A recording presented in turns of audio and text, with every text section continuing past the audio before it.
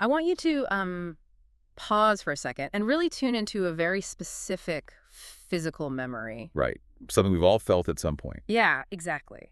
Think about a time when you were standing on the precipice of doing something that completely, entirely terrified you. Not just, normal nerves. No, I mean the kind of dread that turns your limbs to lead. Like maybe it was the moments right before walking onto a stage or picking up the phone to have a relationship-ending conversation. Or even stepping into a networking event where every single person is a stranger. Exactly. Recall the exact sensation in your body right then. Your chest tightens up, your breathing becomes shallow, almost like you can't get enough air to the bottom of your lungs. And your palms get clammy. Clammy, sweating, the whole thing, and there is a voice, this primal screaming instinct in your head telling you to abort. To just turn around, go back to your bed, lock the door, and, pull the covers over your head. It is a deeply visceral, undeniable reaction. What you're describing there is the human nervous system effectively hijacking the steering wheel. Hijacking it completely, yeah. It is throwing up a barricade, treating a social or personal challenge as if there were a literal physical predator in the room with you. Right. And, well, most of us experience that spike of dread. We white-knuckle our way through the speech or the meeting, and eventually, the nervous system regulates itself and we move on. We survive it. We survive it, yeah. But there is a totally different scenario we need to consider today. What happens when that acute, paralyzing dread isn't just a temporary state of pregame jitters? Right, what if it doesn't go away? Exactly. What happens when that feeling becomes the permanent baseline of your daily existence? And that question is the focal point of the incredibly raw, personal material we are looking at for this deep dive. It's fascinating stuff. It really is. We have a set of first-hand blog records from an author who is actively attempting to re-enter society after a 4-year period of severe social withdrawal. And there's a specific context for this, right? Yeah, in Japan, there is a specific term for this. It's called Hikikomori. It basically describes a condition where an individual isolates themselves entirely in their home. They avoid all social contact. All of it. All societal participation for extended periods. And in this author's case, they didn't engage with the outside world for 4 uninterrupted years. 4 years. The nature of this source material makes it incredibly rare. Oh, for sure. Because usually when we read accounts of extreme isolation or, significant mental health struggles, they are retrospective. Like looking back after the fact. Exactly. They are memoirs written a decade later from the safety of a book deal, where the author has already figured everything out and wrapped their struggle in this neat, digestible narrative. With a nice little bow on it. Right. But this is not that. This is a real-time live log.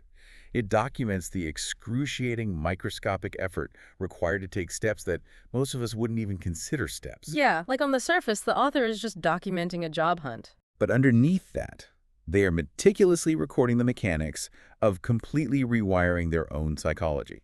Okay, let's unpack this. Because the mission for our deep dive today is to really extract the profound insights hidden within this author's journey. And there are many. So many. Because even if you, the listener, have never experienced a 4-year social withdrawal yourself, the lessons embedded in this text are universal. Absolutely universal. This is a masterclass in how to manage overwhelming anxiety when it threatens to swallow you whole. It's about how to redefine success when you feel paralyzed and how to take tiny, tiny steps when the world outside your front door feels terrifyingly large. It's the perfect place to start, really, because what this author gives us is a highly applicable psychological blueprint. A blueprint for anyone. For anyone. Yeah. Because everyone at some point hits a wall where they feel fundamentally stuck. Yeah. That might be a devastating career slump or a period of complicated grief. Or severe burnout. Exactly. A stretch of burnout where simply functioning feels like a Herculean task. The mechanics of getting unstuck, the literal step-by-step process detailed in these entries can be applied to anyone facing a daunting comeback in their own life. So as we move through this, I want you to hold a specific memory in your mind.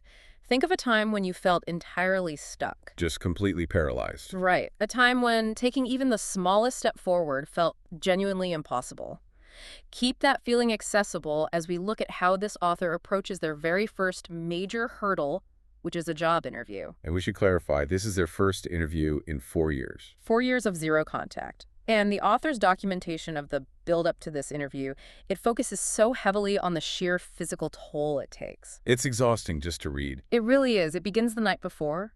They describe their sleep architecture essentially just falling apart as the day of the interview approaches. The anxiety just takes over. Completely. Yeah. The night right before is defined by waking up over and over again. And by the time the sun actually comes up, they note that their body feels physically heavy, like almost impossible to move. I found the details of that morning particularly striking. Oh, the mirror checking. Yes, because it isn't just that they are tired from not sleeping. There is this intense, almost painful hyperfixation on their preparation. They write about standing in front of a mirror, adjusting their clothes repeatedly, completely frozen by this looping thought. Is this okay? Is this okay? It highlights this agonizing doubt about how they are going to present themselves to a world they haven't seen in years. And then they reach the entryway of their home, the literal boundary line between their controlled isolation and the unpredictable outside world, and they freeze. They just freeze. The body flat out refuses to go further. We need to look closely at the mechanism here because it answers a crucial question, right? Why is the body rebelling so aggressively against the mind's conscious desire to move forward? Well, the author clearly wants to go to the interview. Consciously, they made the appointment. But their body is slamming on the brakes. Exactly. Because for 4 years, this individual's environment has been entirely predictable, controlled, and devoid of external judgment. Right, it's a completely safe bubble. And the human brain is, above all else, an adaptation machine. It has successfully adapted to view that specific isolation as safety. Consequently, the amygdala, which is the part of the brain responsible for processing fear and threat detection, The alarm bell. right, the alarm bell has categorized literally everything outside of that apartment as an active threat. Well, wait, help me understand that, because the author consciously knows they are just going to a job interview. Sure, logically they know that. They know they aren't stepping into a literal war zone. Why doesn't that logical understanding just override the fear? Because of the way our neural pathways are prioritized, the amygdala operates significantly faster than the prefrontal cortex, which is where logic, reasoning, and, future planning happen. So the alarm bell rings before the logic can even kick in. Precisely. When you approach what the brain has labeled the threat boundary, in this case the front door, the amygdala triggers the sympathetic nervous system instantly. Flooding the body with stress hormones. Yes, adrenaline and cortisol, way before the logical part of the brain even has time to formulate a cohesive thought. So logic doesn't stand a chance. It doesn't, because the alarm system has already hijacked the physical body. The 4-year gap hasn't just paused their career, it has recalibrated their internal threat detection system. So a standard interview is amplified into a literal life-or-death physiological event. It makes me think of an astronaut. How so? Well, imagine an astronaut going through exhaustive, meticulous pre-flight checks, checking the oxygen seals on their suit, testing the comms, securing the helmet. But they are doing all of this just to step out of their own front door in a normal suburb. That's a great analogy. The environment outside has become that alien and that hostile to them. The physical symptoms the author describes are incredibly intense. They document a racing heart, literal palpitations. Sweat pouring down their palms. And this fascinating detail where they say the outside world felt far away. Ah, yes. That specific description, the world feeling far away or feeling like you are observing yourself from behind glass, that is a classic manifestation of dissociation. Which happens a lot during severe anxiety. Right. It frequently accompanies severe anxiety or panic attacks.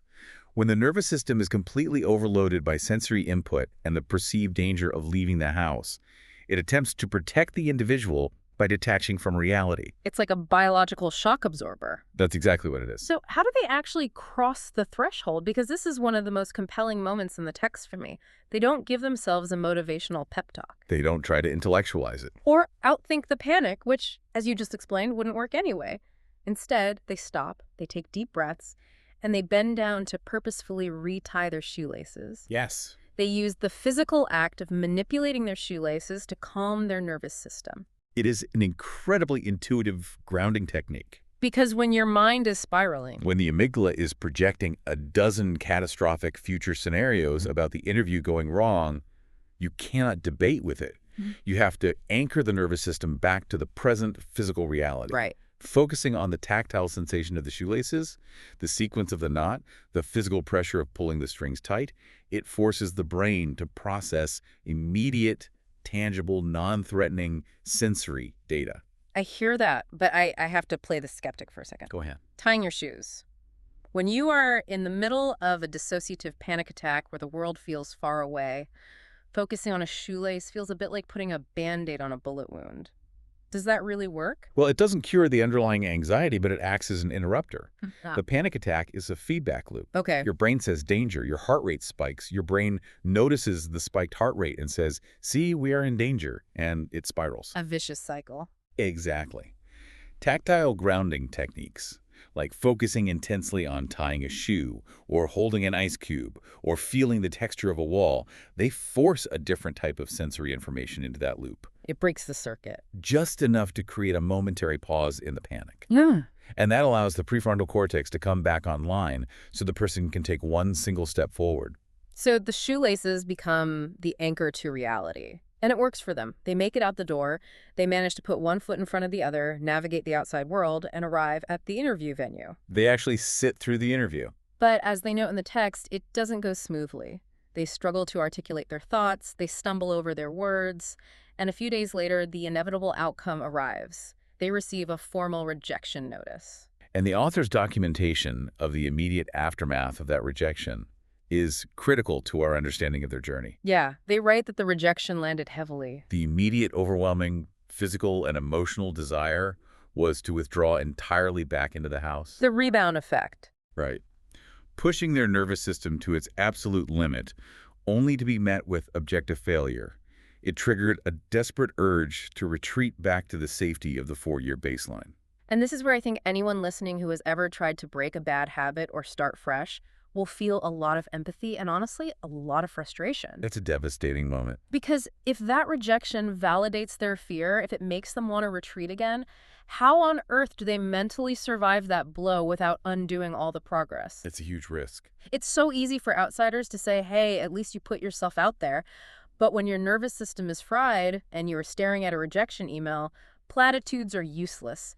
How do they avoid locking the door and saying, well, I'm good for another 4 years? They survive it through a very specific, conscious, cognitive separation. The author outlines this in the text. They actively, forcefully separate the action from the result. Walk me through exactly how they do that. Well, the author recognizes a dangerous trap. If they measure the success of this entire endeavor solely by the outcome, which is getting the job, Then the whole thing is a failure. exactly, the entire terrifying ordeal becomes a failure. The sleepless night, the mirror-checking, freezing at the door, the palpitations, the shoelaces.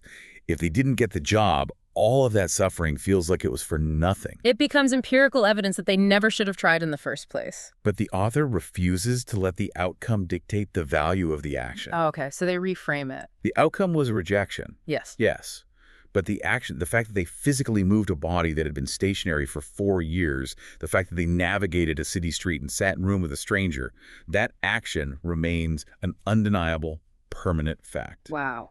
The rejection does not and cannot erase the staggering effort it took to just show up. That distinction is so countercultural because we operate in a society that is almost exclusively outcome-oriented.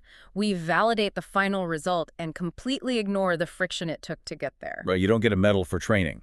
Exactly. You do not get a medal for training for the marathon if you sprain your ankle at mile 20 and don't finish. But what happens to our collective mental health when we ignore the monumental effort it takes just to show up at the starting line? It's incredibly damaging. If we only value the finish line, we are completely dismissing the reality of human struggle. Precisely.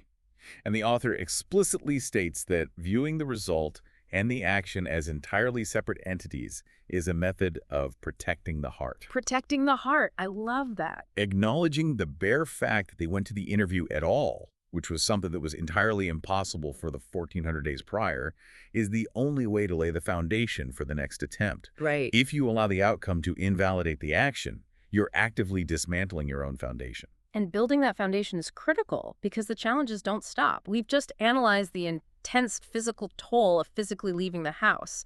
But the author's journey reveals something even more startling. This next part is fascinating.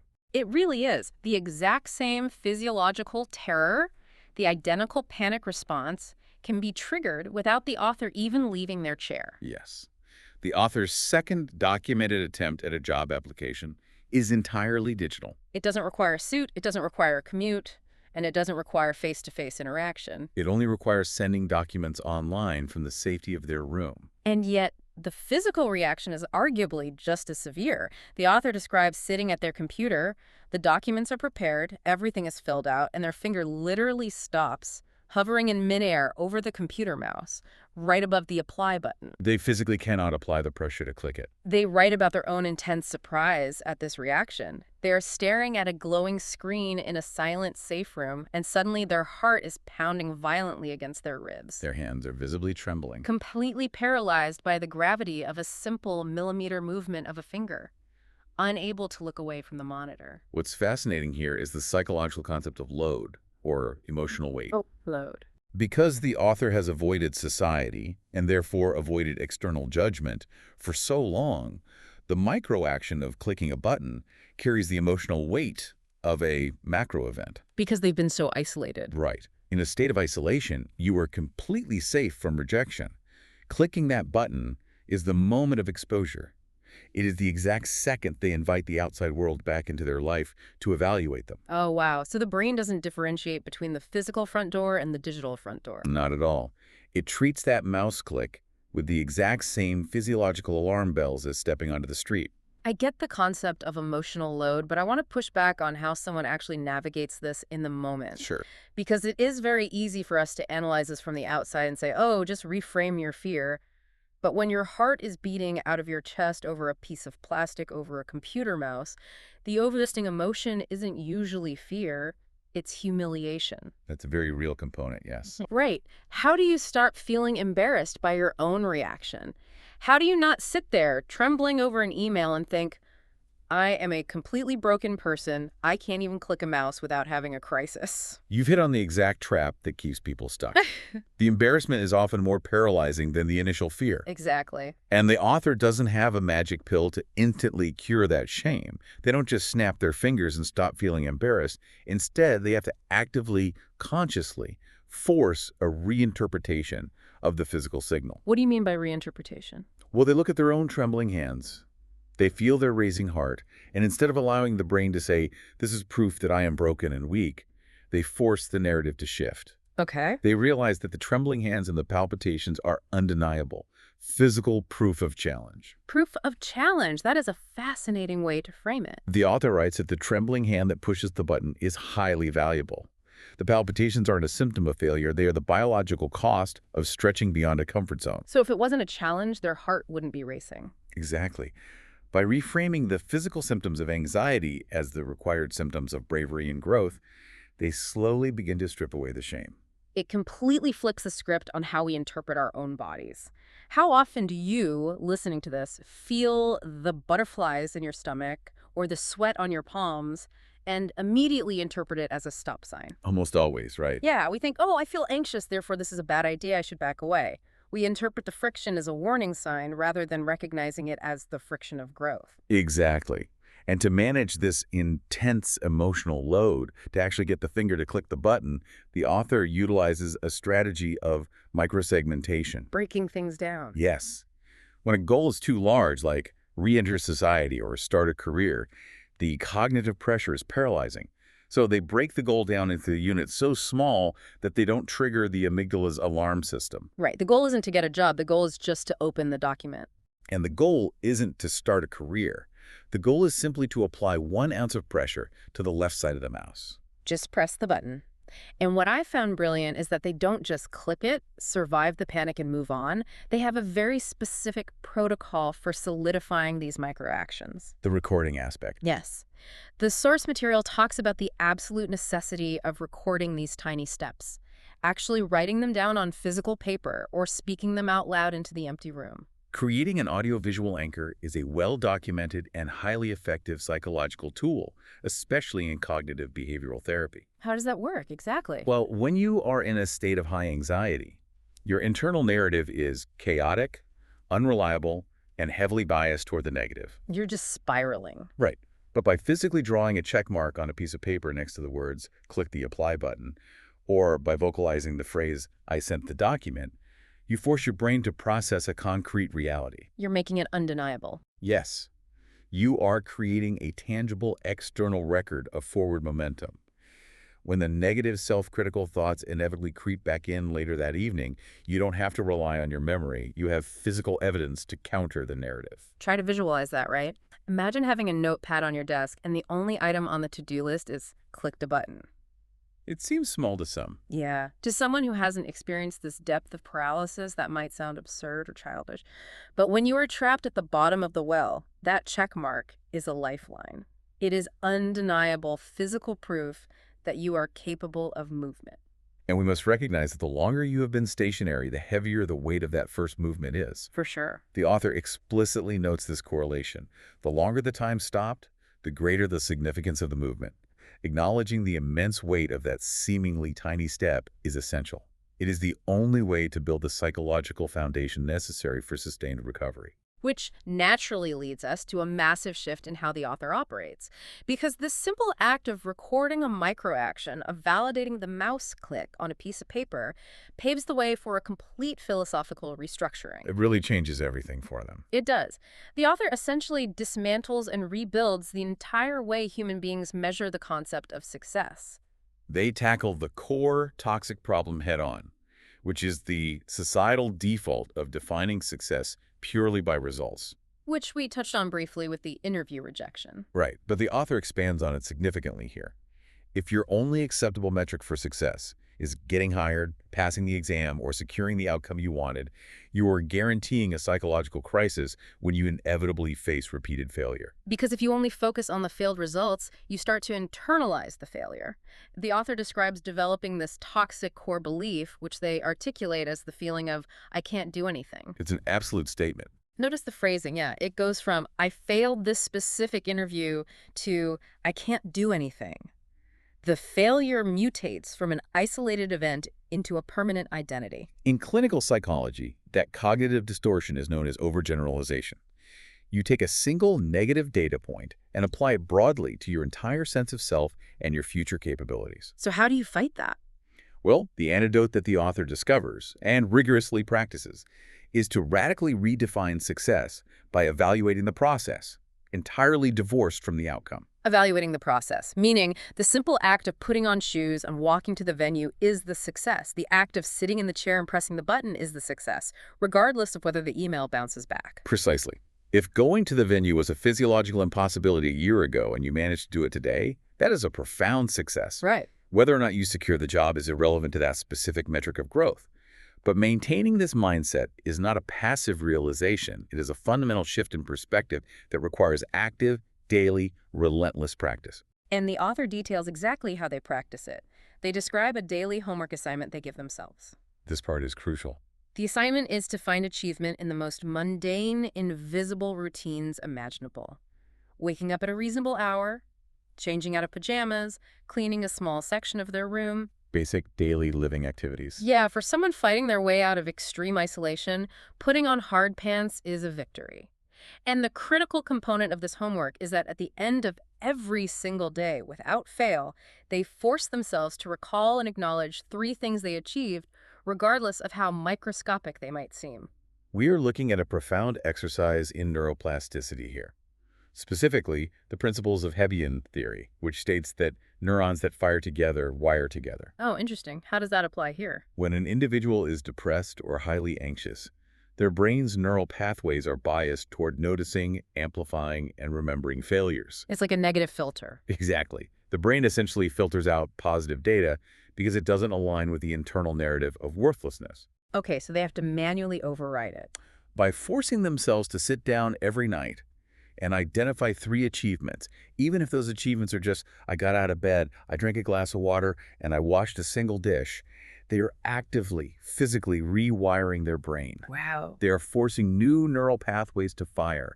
Over time, they are training their mind to automatically scan their environment for evidence of success rather than evidence of failure. I want to pause here and think about how this applies to everyday life, far outside the context of a 4-year isolation. Think about your corporate workplace or your own personal creative projects. Applies everywhere. If a company only celebrates the finalized project launch, the massive quarterly profit, or the big promotion, and completely ignores the daily grinding friction, the tedious emails answered, the small logistical problems solved, the interpersonal conflicts navigated, that culture is setting its employees up for massive burnout. Here's where it gets really interesting. Think of it like building a house. You cannot stand in front of an empty dirt lot, put down one single brick, look at it and say, well, I failed, this isn't a house. Right, because it's just one brick. You have to celebrate the act of placing the brick. Because what is a house, literally, other than a collection of single bricks placed one after another over time? If you despise the process of laying the brick because it doesn't look like a roof yet, you will never build anything. That analogy captures the essence perfectly. The author is actively learning to value the placement of the brick, independent of the finished house. And the visualization of this evening routine is incredibly powerful when you consider the context. Yeah, try to picture it. Picture the author sitting alone in the room at the end of the day, a room they haven't left for years. The sun has gone down. And it's quiet. The natural tendency would be to let the silence fill up with crushing self-criticism about not having a career yet, about being behind their peers. But instead, they actively interrupt that silence. They choose a different narrative. They give themselves permission to say, I got out of bed today, I put on real clothes, I ate a meal, and that is enough for today. It is a staggering act of self-compassion. And that self-compassion is not just a feel-good exercise. It is functional. How so? That new, forgiving metric for success gives them the psychological resilience to take an even larger risk. Armed with the concrete realization that the process is the victory, they decide to test this theory outside the safety of their room in a physical, social setting. Which brings us to a fascinating evolution in their journey. We've gone from a structured interview to a solitary online application to a daily internal mindset shift, and now the author decides to join a volunteer garbage collection event in their neighborhood. This represents a significant leap in complexity because it involves unregulated social interaction. It's totally unpredictable. Think about the differences. A job interview has a rigid script and clear expectations. An online application is completely solitary. But a community volunteer event is a fluid, chaotic, unstructured social environment. And almost immediately, the author hits a wall of social friction. They document the experience with incredible honesty. Yeah, they really don't hold back. They describe how they simply couldn't keep a conversation going with the other volunteers. People would approach them to make small talk, and the author could only manage short, stilted, awkward replies. Just completely freezing up socially. Exactly. They write about feeling this intense, creeping depression returning, this familiar shame about not being able to socialize normally. What we are seeing here is the immediate reflexive return of the outcome-based mindset. Ah, okay. The implicit societal goal of a group volunteer event isn't just to pick up trash. It is often networking, chatting, and social bonding. When the author fails to meet that specific social outcome, the old neural pathways fire up, and the feelings of inadequacy flare instantly. But then, a turning point happens. And this might be one of the most beautiful and applicable realizations in the entire text. Amidst the awkwardness and the internal self-reproach, the author realizes something crucial. Silently, independently picking up trash is a perfectly valid form of participation. If we connect this to the bigger picture, this touches on a deeply ingrained societal bias, the overwhelming pressure of extroversion. Oh, yes. Modern corporate and social structures frequently equate participation and value with vocal networking, with being highly visible and constantly audible. If you aren't dominating the brainstorm session, if you aren't chatting up the room, you aren't perceived as contributing. Exactly.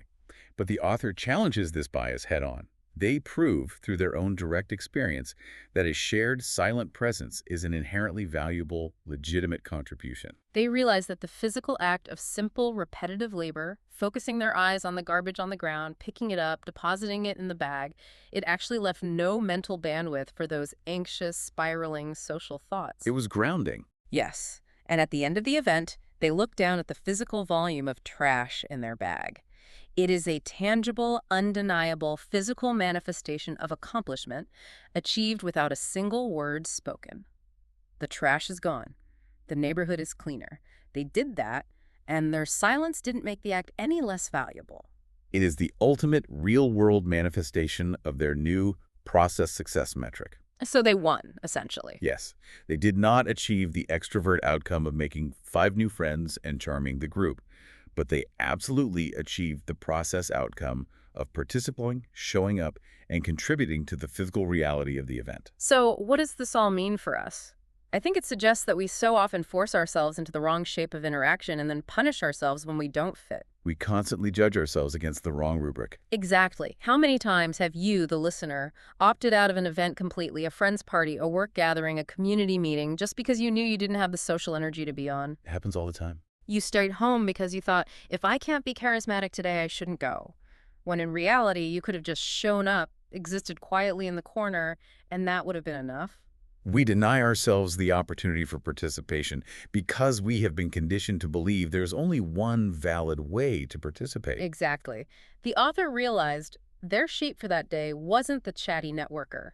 Their shape was the silent, effective worker. And granting themselves the permission to occupy that shape is a massive victory. It's incredibly liberating. It frees them from the exhaustion of pretending to be someone else. Think about the contrast.